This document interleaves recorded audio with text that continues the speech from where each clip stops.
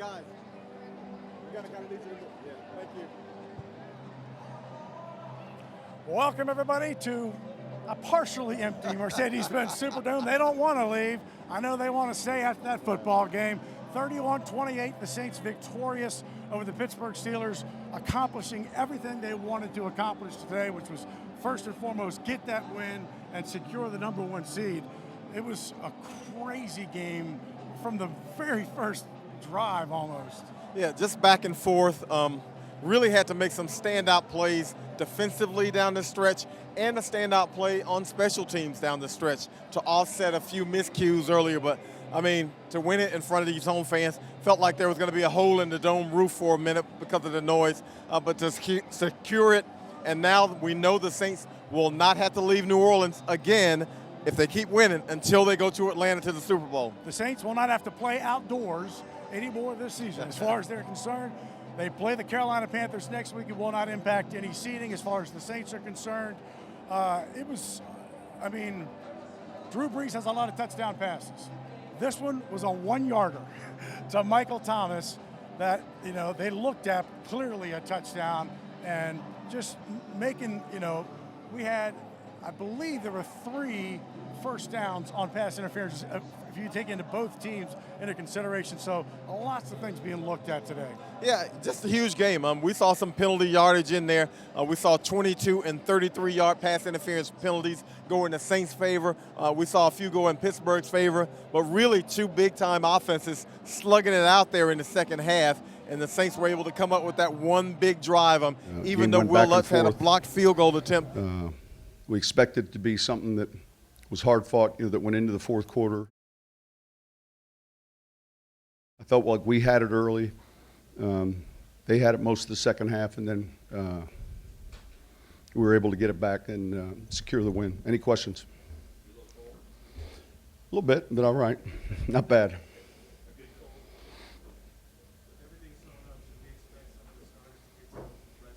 We'll see. We'll keep you posted.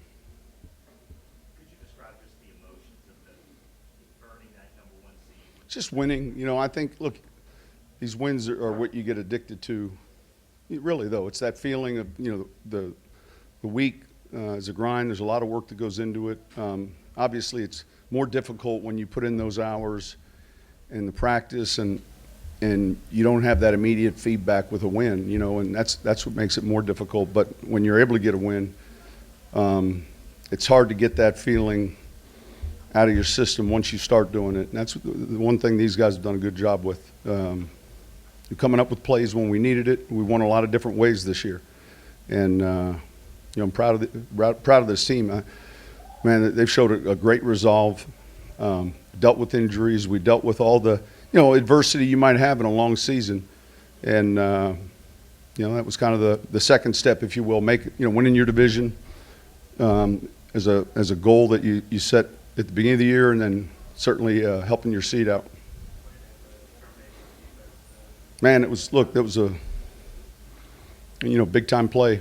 It's good. It's a real good offense. We knew statistically it was going to be a game that you had to handle situations in an aggressive way because it was a team that conversely was going to be able to score, and we made enough of those plays. I think, listen, it's not just accident. That's just not coincidence, And when you don't get them, it's not an accident either. So I think it's a credit to the coaches and the players for hustling, because it takes. But I think it's part of our jobs. It was a big play. It was close, gutsy on their part. When the one guy goes in motion, you start looking. And I had an angle where, but it's the second time this year, in big games against the Rams also. The fake punt? Not necessarily, no. Look, you go into a game like that and you cover the shifts, the motions, and you still have to defend it. And it was a good play. How impressed are you with this team, the way they've had kind of diverse wins, where they've been blowout? Well, I just said it. We've won in different ways. So that's our league. It's tough each week. These guys are a real good opponent, and you know, a team that really has been in some close games, talking about Pittsburgh. So it was a good win. Man, it was huge. It's a big play for us, 3rd and long. It was great to have him back. You know, it's a testament to him, you know, going through the scope and, you know, kind of right there at the end, feeling like, man, you know, is this going to be it? And the results were good. They felt positive he'd be able to come back, and he helped us today. Does he open things up for you as a play caller in a different way than other guys do? Well, there's a presence with him, and he can run, obviously. I mean, shoot, we had him down the field on a double move earlier. We just didn't, you know, hold up in the protection. But, yeah, he's a threat. And he's also someone the guys believe in. And that 3rd down call now, that play he makes and the throw Drew makes, you know, it was a great snap of protection. And that was a significant play. If we were looking at about 4 or 5 of them, that was one of them. How big of an advantage is it? I know every team wants to play at home in the playoffs, but to play here in the playoffs, how big of an advantage? We'll see. You know, listen, it's more of an advantage than going on the road, but it's good to play home. You know, we feel like we've got a good home field advantage. So, but still about, you know, executing and all the details that go into winning. So, we've played well on the road as well. Sean, if you choose to rest your starters, how much can this offense? Like I said, I'll get with you on it. I'll get with you on it. All right. Huh? He's a great player. He's a great player. You know, transitionally, he can sink his hips and turn and Schuster, and that's a real good offense and a real good defense. So, you know, when you went through, you get this late in the season, you get a lot of film on him, and you know, almost every other snap there's a zone pressure.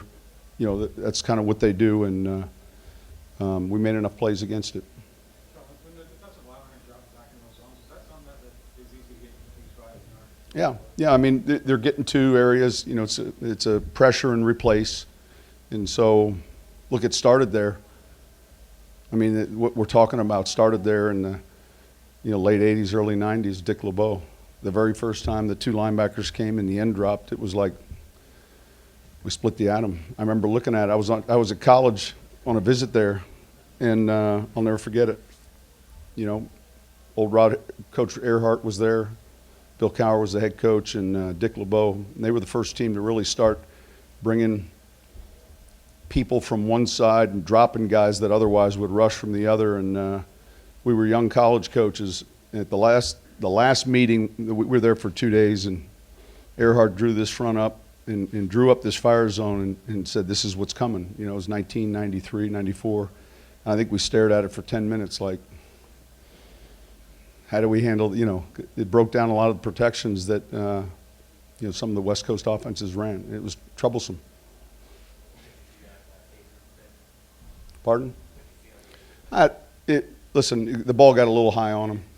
You know, I felt like it was a little bit higher than we had planned. It was a great play by the safety. No, we'll see the film and you know, make sure we get it corrected. Anything else? All right, thanks.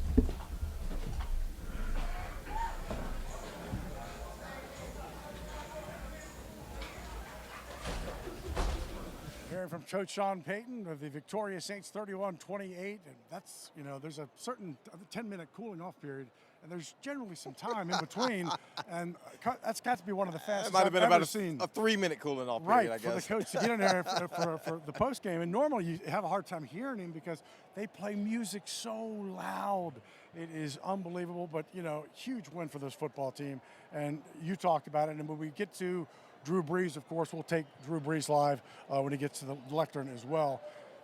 Demario Davis with a big sack defensively and fumble recovery. Yes. And then Taysom Hill on a 4th down. Steelers, you know, you face this all the time when these teams that they're fighting for their life. This is it for them. Yes. They had to win the final 2 games Yes. to secure a spot in the playoffs, but he makes a huge play to really get the ball back. If that's a 1st down, Pittsburgh, you know, can almost run the clock out. Yeah, I mean, really some stand-up work for the Saints defensively and on special teams. And we've seen this team have different components of the team step up when they needed them in the past. The big special team stop, as you mentioned, also the defensive stops. And then the offense was able to get it back together a little bit here today. Averaged 38 points a game during the season at home. They get 31 here today. Do it the hard way, but they get the 31. They get a little help from the defense, a little help from special teams, and that's what you have to have when you want to be a good team. If you want to be a championship team, all three phases have to be in working order. They have not played a close game here at the Dome since September 16th in Cleveland. I mean, it has been blowout city. Certainly handled it well, made the key stops when they did. I looked to a couple of things really in the first half and second half, and Pittsburgh scores, go for the two, tie it at 14. Saints got no timeouts, 40 seconds, and they drive down and kick the field goal to go 17-14. They get the ball first in the second half, drive down, touchdown immediately. Those two drives I thought were about as well as they played during the day, but I thought it just made such a big difference to be able to go down, and that was the field goal that Will Lutz set the new club record, 26 straight consecutive, then his 27th was blocked, but I mean, those two drives really, I thought they kind of got this offense mentally into it. Yeah, I thought really significant. They needed something going offensively, and not that they were bad offensively. No, in the I first agree, half. They just didn't have possession of the ball a whole lot, and so to be able to get those two drives going, that drive to open the second half, 11 plays, 75 yards, I think 5:47 time of possession. That is a championship caliber drive when they needed to kind of keep the defense off the field, they needed to possess the football, and they needed to score a little bit to kind of reestablish themselves. So I thought that was a huge, huge drive for them. Now, you look at the landscape of what is ahead of them. Carolina next week. I think you're going to be starting a wide receiver. I'll be on the left. Exactly. And so you rest as many as you can, and you really can't rest. I mean, Sean will talk about that later this week. But the game will not impact season. So now the Saints are off until January 12th or the 13th. What? But this is a banged-up team. You saw it again today. This is a perfect. Oh, they really need it. That offensive line needs the rest and recuperation. We saw, again, Teron Armstead in and out of the lineup today at left tackle. We saw Ryan Ramczyk leave for a series. We saw Andrew Speed have to move around along the offensive line to help cover for those two guys. So this line really, really needs some rest. We don't know exactly what Teron Armstead's situation is because he exited the game again later and came back again, but we know he was dealing with an injured pectoral, and so he might just need the rest more than anybody to hopefully get himself completely right for the playoffs, because if they want to make a big push in the playoffs, they're going to need that big boy. They certainly got what they wanted, I would think, out of Ted Ginn Jr. today. Absolutely. He was targeted 8 times, 5 catches, 74 yards, none bigger than the play across the middle for that first down. And as Sean said in the press conference, he has just a presence out there. He adds a presence that some of the other, that they've wanted. Well, he gives you that get back presence. You better back up if Ted Ginn Jr. is on the field, because he'll run by you. If you can't get your hands on him to slow him down and get him off his route, he'll run by you. And we saw the respect Pittsburgh had for him on that 3rd and 20 play, where they basically were backing off of him, and he's able to find a hole in that zone and make that first down catch. A huge presence for the Saints. They needed him, and we see why they waited on him for him to come back this season. Antonio Brown, what a monster game for him. Goodness. My gosh, what a tough night. He was targeted 19 times, caught 14 catches. Oh, my goodness. 185 yards. Michael Thomas right there with him, targeted 13 times, 11 catches, had the 1 touchdown.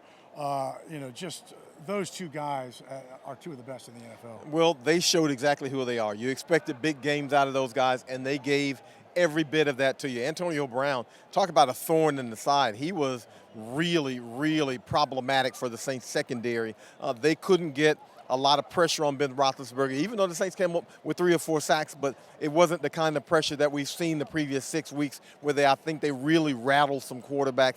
Roethlisberger able to roll some. He's able to get it to Antonio Brown. But then Michael Thomas answers the bell down the stretch when the Saints have to have him. That touchdown catch right there at the corner, right in front of the pylon, was huge. One, he's got the ball, breaking the barrier, so that counts as a touchdown. But again, the hands that he has, the route running, the strength, he really comes out and shows up big for the Saints.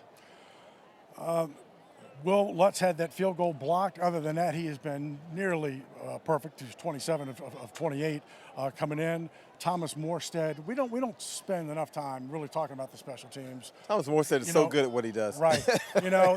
They have the penalty, so they make Thomas Morstead repunt it, knocks him out at the 3-yard line. He's got a net average coming into today of 43 yards. And so that would be third best in the NFL.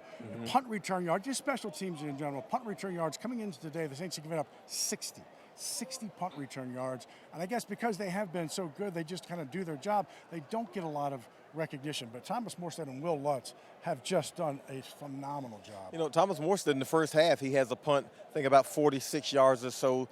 Justin Hardy covers it, but because Justin Hardy runs out of bounds, he's the first guy to touch it. That's a penalty. Right. Thomas Morstead comes back. He kicks a 54-yarder that goes out of bounds at the 3. He's really phenomenal at what he does. And Will Lutz, franchise all-time record now with 26 consecutive field goals made. Unfortunately, he gets the 50-yard attempt blocked. If it's a longer field goal, you got to drive it low. And the Steelers really have been going after field goal kicks here later in the season. They've really been jumping off sides a ton of times, but this time they're able to get through and block that one.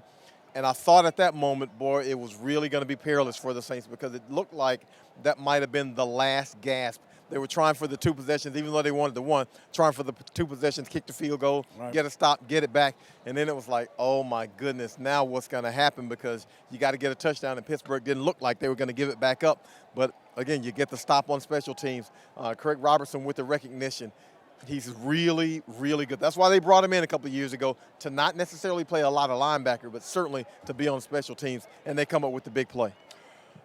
If I had told you didn't see the game, I said, well, the Saints had 3 rushing touchdowns. You would have thought it would have been a really extraordinary rushing day. Yes. And it really wasn't. And, numerically speaking, Mark Ingram, 35 yards, and the 1 touchdown, which is now a club record, his 50th score.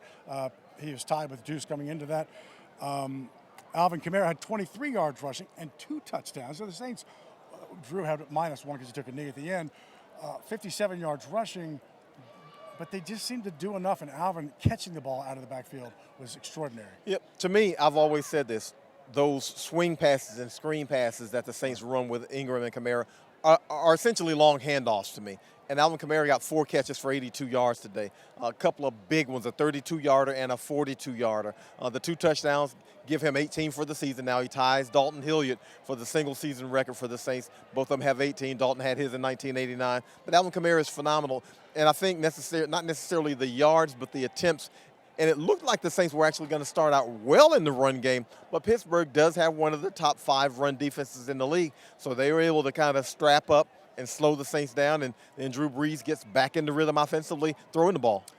You talked about Roethlisberger. I mean, extraordinary talent just to kind of maneuver around and find the open guy. The Saints, and I would credit Dennis Allen. I don't know the plays, but he kept the pressure on. He never called off and set back into his zone. He kept coming after him, because it wasn't that they weren't getting pressure. They might not have gotten a sack. Yes. He was able to maneuver. And like you say, hit somebody in the crease. He just kept doing it. I think it paid dividends towards the end. Yeah, I think they just kind of chipped away at him. Chip away, and hopefully force him into making a mistake or force them into a drop or maybe create a turnover, because what you want to do, if you don't give up the big play and you force them to chip their way down the field, it gives you more chances to get the ball out. It gives them more chances to commit a penalty. It gives them more chances to commit an error. And so certainly if you're the Saints, they were able to make them chip their way down the field and then force that last fumble. Turns out to be huge. I think Sheldon Rankins might have forced that fumble down the field. That's your defensive tackle probably dropping into a zone coverage in pass defense. And Sheldon Rankins is talented enough to be able to do that. You see certain players get a certain amount of acclamation. I think Sheldon has played phenomenal football. And I think this defense, we go back to the first few games of the season, and it was like, whoa. I mean, they must go back and look at that film and just just laugh at it. It's worthless now. But it certainly has an identity now that it did not possess. And so, Pittsburgh scores 28 points today. That's the first time in 6 weeks that they've allowed anybody to score more than 17. But it doesn't matter. It doesn't matter. The defense made the plays, in the end when they had to. The special teams made the plays in the end when they had to, and so did the offense. That's exactly what you want to do in December. Yeah, and the caveat is Pittsburgh came in with a really good offense. We're talking about a couple 1,000-yard receivers in Antonio Brown and Juju Smith-Schuster. We're talking about Ben Roethlisberger, who had 30-plus touchdowns. And so they didn't come in with just the average offense. So they've been able to score and put up points on a lot of teams this year. So, and that's not to give the Saints an out on this one, but that's to say they played a really good offensive team on the other side, and they were able to get the critical stops when they absolutely had to have them. We have seen teams all football season go for it on fourth down. It was nothing strange today, but coming into today, teams were 12 of 25. And to me, the most impressive part of that is that the teams have gone for fourth down 25 times in a season against this football team, which is enormously high. But the fourth downs today, I mean, certainly the Saints made 2 first downs on fourth down penalties. Michael Thomas, and I believe they were really correct calls. Yes. I'm in my soul, a fan will look back at that Carolina game and talk about the many missed calls. I thought the refs did a fairly good job today, but those were, the pass interference calls could not have been more crucial in getting this team kind of going early and then keeping it going late. Yeah. Now, the Steelers aren't going to be really happy with that one. That was in the end zone, the first one, the 33-yarder that set up the Saints' first touchdown. Right, Alvin Kamara. Yes. Yeah. But other than that, I thought they really had some pretty good calls in terms of pass interference, and the rest of the calls. They had, the holding calls, defensive or offensive. I thought the refs had a decent game. Now, of course, the coaches aren't going to really like anything they said, but that's what they do. But I thought they did not have a bad day, and the Saints were able to take advantage of them. I'll tell you what surprised me, and I was watching it was the fumble that they did not overturn. They ruled it a fumble on the field. Yes. And you really see the difference of having a game against on a noon in October to having the nationally televised CBS. They had cameras in places, for the Michael Thomas touchdown. Yes. It really, you never really saw where the ball was when his knee was down, and that was a crucial part of that. But you really do see the difference between a national televised game with CBS and all the cameras and a noon game in September. Yeah, absolutely. I mean, it's difficult to make those calls. There was a lot of traffic in there, and to be honest, from the angle I saw, you could see the knee down, but you couldn't tell where the ball was. Right. And so the refs, correctly said, okay, what we ruled on the field was what we were going to have to go with, and that's what they went with. So fortunately for the Saints, they ruled it a fumble. Otherwise, if they had ruled possession, they wouldn't have been able to overturn that either. So they will take some time. Again, Carolina will come in with their backup. And so, with 53, you got to play somebody. And so Sean talked about it this week, is that they need to make some changes with this active roster because you really don't have opportunities to rest people or keep them healthy through 17 weeks. Yeah, people, you like to say this will be like an exhibition game, but it won't be anything like an exhibition game because you've got 90 players then, and you don't have to even think about dressing up Drew Brees and letting him run out there on the field. Well, you only have 7 inactives on game day. That leaves you 46 players. There's only so many guys you can rest, so you might be able to rest 2 offensive linemen rather than the entire 5. You might be able to rest both of your running backs, but maybe not. You might not be able to rest all of your receiving core, but maybe you can get Michael Thomas off the field, hopefully. But Ted Ginn probably could use a little bit of work because he's getting back in. Defensively, you might be able to rest Cam Jordan, but you probably don't want to rest maybe Marcus Davenport. Marcus Davenport is pretty important to what this defense wants to do. Guys, that's you just proving your point. It's like, who do you set? Yeah, exactly. Exactly. I mean, it's a really big dilemma of who you actually sit and who you can't put out there. And then you have to deal with the prospect of there might be some injuries in that game. Right. So somebody you don't want to play might have to play just because of attrition. Drew Brees is down in the locker room. Let's take a listen. Yeah, it's big having Ted Ginn back. We've missed him. He's a great veteran presence. I think he gives us great diversity with our receiving core. Obviously, everybody knows he can run, but he can do a lot of other things well. And obviously came up with a huge catch there on that 3rd and 20 or whatever it was to keep that drive alive and allow us to go score and win the game. So, yeah, it was great to have him back. Just securing the #1 seed. I mean, only one time since you've been here that happened. You won the Super Bowl. Yeah. I mean, the numbers say that the teams that are #1. Obviously. Yeah. Listen, it's hard to secure the 1 seed, but knowing that we've done it, knowing that the road comes through New Orleans. It gives us a lot of confidence. Obviously, we love playing in the Dome. We love playing in front of the Houdat Nation. Obviously, they make this a very tough place for somebody to come in and play. And so, we're obviously we have goals throughout the season, and this is one of them. Drew, were you surprised they picked the punter late in the game? No, I'm not.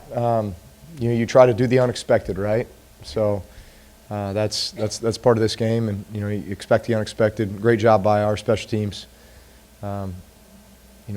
Tackling them about a half yard short and giving us the opportunity to drive down and win the game. But the way you all won games this year, Yeah. obviously the defense, special teams, it just seems like there's a lot of different storylines. There are, and I think that's what makes you battle tested. That's what molds you and strengthens you, and I think gives you a ton of confidence and hope. No matter what scenario you find yourself in throughout the course of a game, you feel like you're going to find a way to win, and it's going to take everybody. Everyone contributing, and certainly the fourth quarter was that way today. Listen, our last 3 victories have been having to come from a fourth quarter deficit to win the game. So that's what I love about this team. Drew, week to week, you guys are so locked in on just the next game. Now that the #1 seed and the home field is set in stone, does it almost give you a chance to, I don't want to say breathe, but next level, take a step to the playoffs are here now? Yeah. It's it's a little bit of a 30,000 foot view. It's like, all right, let's map out the next couple weeks here, right? As we prepare ourselves for that first playoff game. Obviously, we don't know who we're playing yet, but as you begin to think about that, you lay out a plan for your routine, and I think for us, just staying on course, right, with our practice habits and our preparation, and having a chance to get some guys healthy, which I think is the biggest part of that first round bye. And that's something that'll be much needed. And then when it's time to get back to work, How important is it not just physically mentally after, how going to July? Yeah. To know that you have in essence 2 weeks off now. Yeah. Listen, it's there's a benefit to being having a first round bye and being the 1 seed, and so we're gonna take full advantage of that. Make sure we do all the right things to come back, and give ourselves the best chance to win. I know that you covered, I apologize, but the 3rd and 20 pass, was it like you sent guys, he was going to kind of go underneath? Was he the primary the whole way? Something like that, yeah. It was designed to go to Ted, with obviously other guys in the picture as part of the progression. But he did a great job. Listen, Ted's a big time player, and obviously a guy we can count on. And it was a huge play in the game. Obviously a huge momentum shift too after we get the holding penalty, and we're sitting there at 1st and 20, 2nd, 20, 3rd and 20. To be able to convert that was huge. Cool to see Mark get that record through. Yeah, it was awesome. Well deserved. He's such a stud. Has been such a staple for us, and such an emotional leader as well for our team. And so it's something we're all very, very happy about for him. Piggybacking off of the 3rd and 20, what does that play says for the perseverance of the offense? Yeah. Well, we had to just to overcome something like that. Obviously we encountered a 4th down prior to that. That we were able to convert with the PI.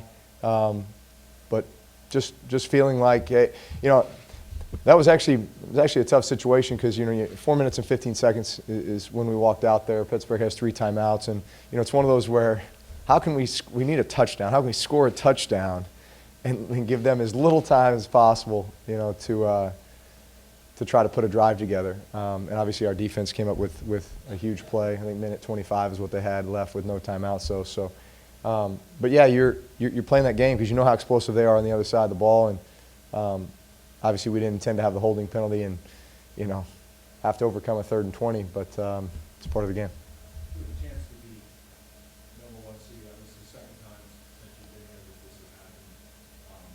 Do you appreciate it even more, knowing how difficult it is with this season? Yes, we appreciate it very much. Obviously the first round bye, the week, I don't want to say week off because we're working, but you're not preparing for a game. You're just taking a step back, and you're assessing where you're at, and you're getting guys healthy, and you're preparing and preparing a plan for how you're going to approach that first playoff game. And obviously you don't find out who you play until those first week's games take place. But man, this is why you fight for that, because it's nice to have that week off, and it's also nice to have the 1 seed knowing that if we keep winning, everything has to come through here and come through us. We'd like to be in that position. Can you speak on the offensive lines, just I guess rotations and how critical Yeah. that was? Man, those guys did such a good job. That's a heck of a front.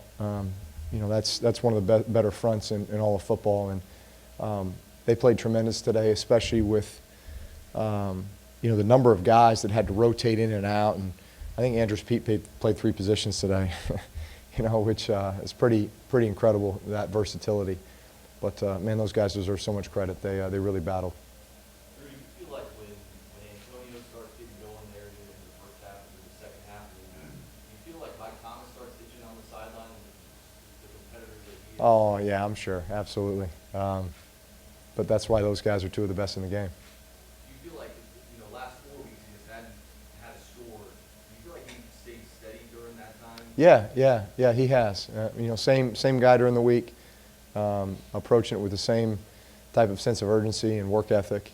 And obviously game day rolls around, and he kind of goes to another place mentally where it's just he's in a zone. And listen, he's always open, which all great receivers are. They're always open. But man, he's a guy I know I can count on critical situations. Back to the schedule that you guys handled this whole situation very well, having the time off in 2009, came out of the first played up against you guys, and played very well against Arizona, and kept it going. Do you kind of look back and say, hey, we want to kind of do the same thing that we did 9 years ago because it worked so well? Any thoughts on that? I'm sure Sean is going to look at that schedule and obviously make the best decision for what he feels like we need. Every team's different, but it's one of those where you take advantage of the time to rest up, to get healthy, to get your body right, and all those things. But at the same time, you want to stay on point, right? You want to keep the rhythm and just keep the good habits and the process in place as well. So we'll have a good plan when the time comes. I guess. Thanks.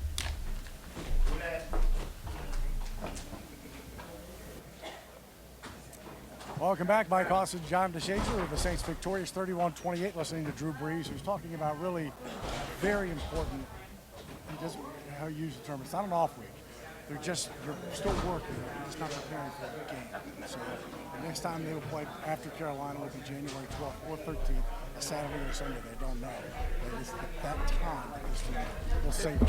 Yeah, you're talking about a team that's, like every NFL team right now, a little bit beat up. And certainly you can use the extra rest. And now the Saints, in a lot of ways, get 2 weeks of rest here. You get the bye week completely, and then you get this week. Well, yeah, you'll be working on your stuff. You'll be working on as much vanilla stuff as you can, because I don't want to say the game is meaningless. I hate to say that to season ticket holders. However, the game certainly lacks the urgency that it might have had the Saints not won this game. Did I frame that right? You did. In fact, it sounds if I had put the tape on of Jim Moore and Ron Swoboda, it would have been verbatim, I think. It would have been verbatim. We went really old school on that one. So, let me tell you one thing. I will say this, and John will know this, that the Steelers and the Pittsburgh fans travel well. Oh, my goodness. Travel enormously well. I don't think I've ever seen a visiting team as loud as it was inside the dome today. And, Pittsburgh came in averaging 27.4 points a game, put up 28 today. They're a solid football team. They dismantled every other team they played in the NFC South. And so, hats off to the Saints today. They win it 31-28. Let's take a look at some of the highlights for the day as the Saints are victorious.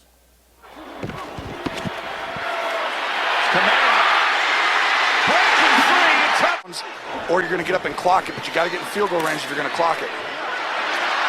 It's Kamara. Will he get out? Second half. Just like the first half. Over to Kamara. And look at him again. Slip right past the tackler and race down the side.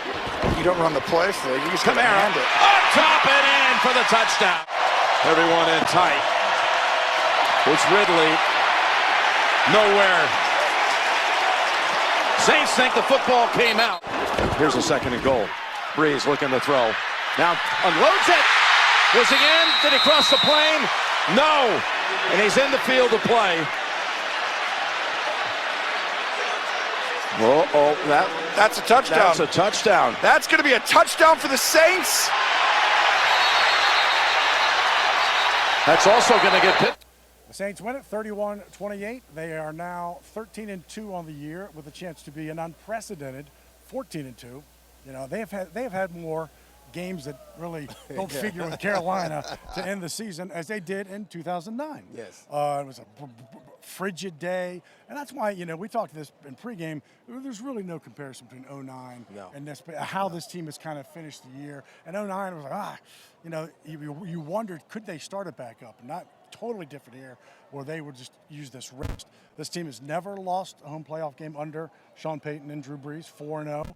And so this is, you know, when you draw it up at the beginning of the year, this is what you draw up. Yeah, I mean, they started this season on the prove 'em right banner. They proved them right. They were coming into this season as a Super Bowl contender, certainly as the #1 seed in the NFC. That has to put you at the top of the list of Super Bowl contenders, in my opinion, because you don't have to leave your home facility. And they have only lost the one game here, and they played progressively better here. Had been away for a month, and then they come in and play a tight game, but you play a tight game against a good, desperate team that needed to win this game to keep its playoff hopes alive. So I think the Saints have to love where they are. This is nothing like 2009 when they finished out the 3 consecutive losses.